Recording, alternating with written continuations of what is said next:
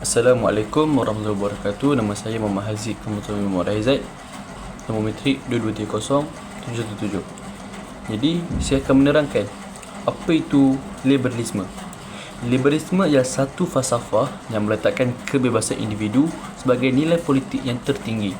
Seseorang yang menerima fahaman liberalisme dipanggil sebagai seorang liberal. Walau bagaimanapun, maksud perkataan liberal mungkin berubah mengikut konteks sebuah negara. Liberalisme sebenarnya menekankan hak peribadi serta kesemerataan peluang. Dalam fahaman liberalisme, pelbagai aliran dengan nama liberal mungkin mempunyai dasar dan pandangan yang berlainan.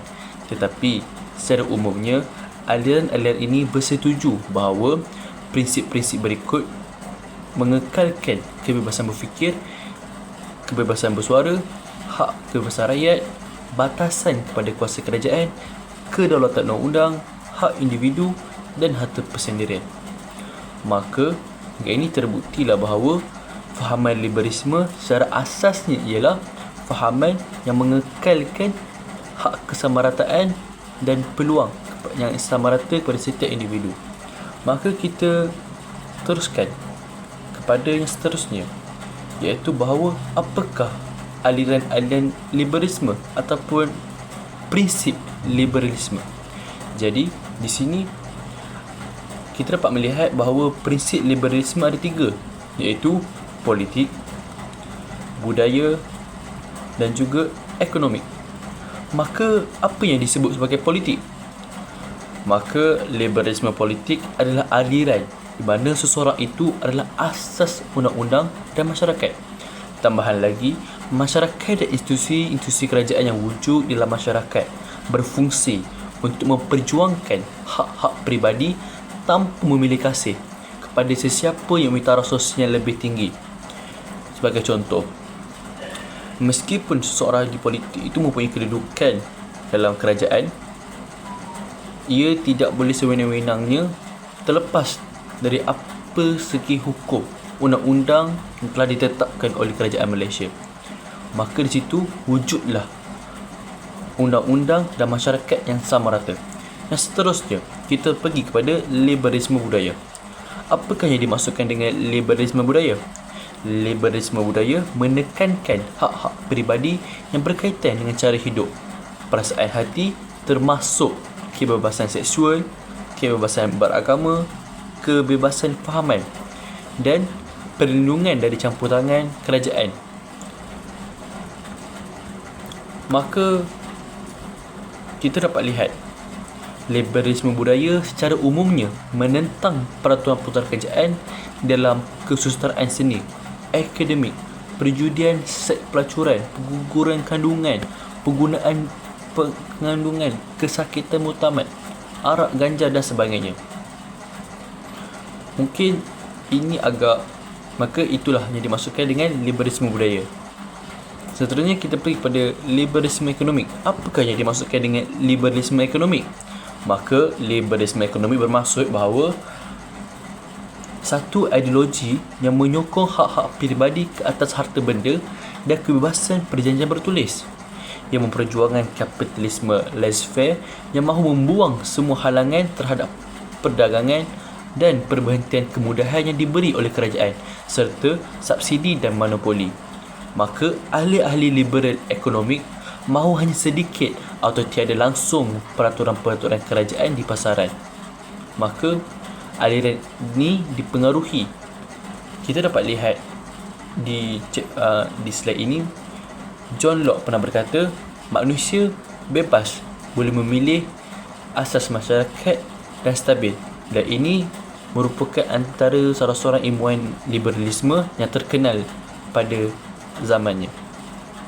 Maka itu sahaja bagi para pembentangan saya. Maka kita teruskan dengan pembentangan yang seterusnya. Okey, kesan kepada global, inovasi dan kemajuan. Okey, apa itu inovasi dan kemajuan? Liberalisme sering kali dikaitkan dengan inovasi dan kemajuan dalam sains, teknologi dan budaya. Okey, globalisasi membuka pintu pada akses yang lebih luas terhadap ilmu pengetahuan dan teknologi dari pelbagai negara. Ini dapat membantu menggalakkan pertukaran pengetahuan dan teknologi yang pada gilirannya mempromosikan inovasi. Okey, yang kedua pula, pentingnya pemerintahan yang terbatas. Okey, dalam konteks politik, liberalisme sering menekankan pada pentingnya pemerintahan terbatas dan hak-hak individu. Okey, maksudnya macam globalisasi memberikan tekanan pada pembukaan pasar bebas dan perdagangan internasional. Pemerintahan terbatas berarti pemerintahan campur tangan dalam ekonomi sebaiknya minimal memungkinkan pasar untuk beroperasi secara lebih efisien dan bebas. Okay, yang ketiga pula, ekonomi pasar bebas. Liberalisme ekonomi mendorong pasar bebas dan persaingan yang dapat menghasilkan efisiensi ekonomi dan pertumbuhan ekonomi. Okay. Dengan pasaran global yang terbuka, produk inovatif dan ciptaan baru dapat dengan mudah untuk mencapai audiens yang lebih besar. Ini memberikan inisiatif tambahan kepada organisasi dan individu untuk terus berinovasi. Selain itu, globalisasi memudahkan pergerakan tenaga kerja dan bakat. Ini memberi peluang kepada individu bakat untuk berkontribusi dalam bidang mereka di negara-negara yang memerlukan kemahiran dan kepakaran mereka. Terima kasih. Assalamualaikum warahmatullahi wabarakatuh. Saya 223078 Hazrat Kibir Anwar akan menerangkan tentang ciri-ciri liberalisme pula. Dan yang pertama adalah bentuk pemerintahan demokrasi yang terbaik. Pernyataan ini menyatakan bahawa dalam pandangan penulis, bentuk pemerintahan demokrasi dianggap sebagai yang terbaik. Yang kedua pula adalah kebebasan intelektual penuh.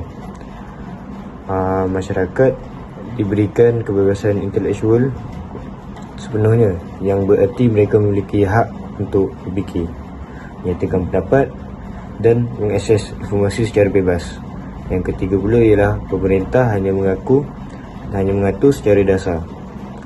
Konsep ini menyirakan bahawa pemerintah seharusnya hanya memiliki peran terbatas dalam mengatur kehidupan individu. Yang keempat, hukum diterapkan ke semua orang. Ini menekankan prinsip bahawa hukum berlaku untuk semua orang tanpa kecuali, menunjukkan keadilan dan sistem hukum. Yang kelima pula adalah pemerintah ditentukan dengan persetujuan masyarakat. Lebih kurang demokrasi lah. Ini menunjukkan prinsip demokrasi di mana pemerintahan dipilih melalui persetujuan atau dari persetujuan dari masyarakat. Yang keenam pula ialah negara sebagai alat untuk mencapai tujuan. Ini menandakan bahawa negara dianggap sebagai alat atau sarana untuk mencapai tujuan suatu komuniti ataupun masyarakat di sebuah negara itu. Yang ketujuh pula ialah tidak ada ajaran dogmatism.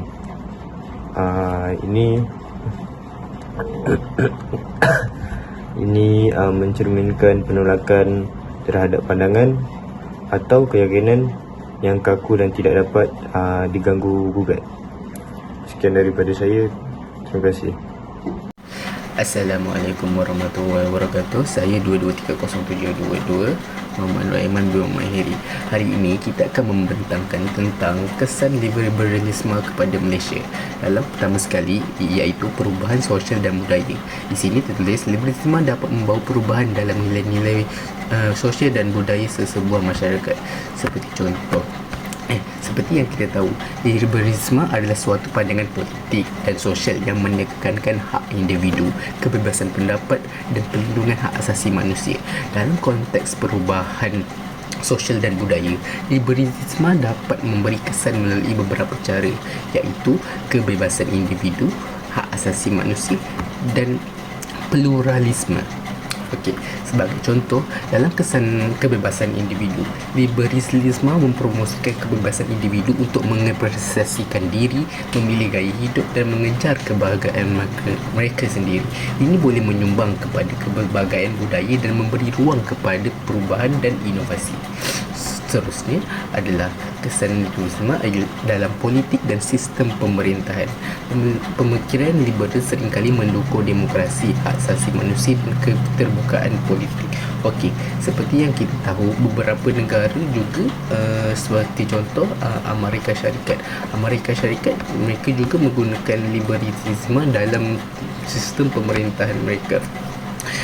Amerika Syarikat adalah contoh negara dalam sistem pemerintahan yang kuat dipengaruhi oleh liberalisme, sistem demokratik, perlindungan hak asasi manusia dan penekanan pada kebebasan individu adalah ciri-ciri utama pemerintah Amerika Syarikat. Okey, dan akhir sekali, hak asasi manusia. Pendekatan liberal kepada umumnya mendukung hak asasi manusia. Hal ini bisa membawa dampak positif dalam perlindungan hak individu di Malaysia. Okey, seperti yang kita tahu sekarang, contohnya di Malaysia kita telah ada undi 18 tak silap saya. Okey, di sini kita dapat lihat iaitu hak seorang individu seawal umur 18 tahun sudah boleh untuk mengundi dan memilih pemimpin mereka sendiri.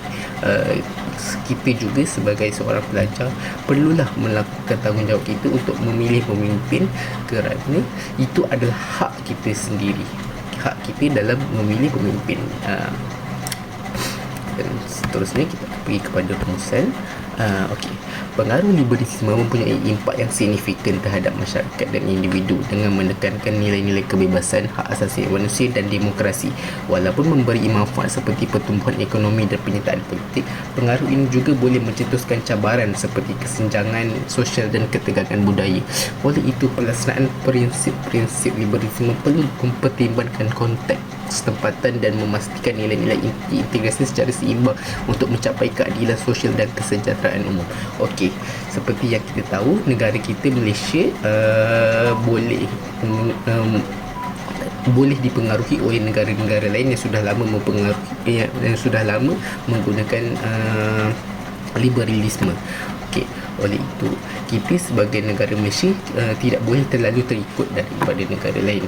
Kita boleh, tetapi secara bertahap, slow and then kita perlu tengok juga impak yang positif daripada liberalisme dan impak negatif daripada liberalisme.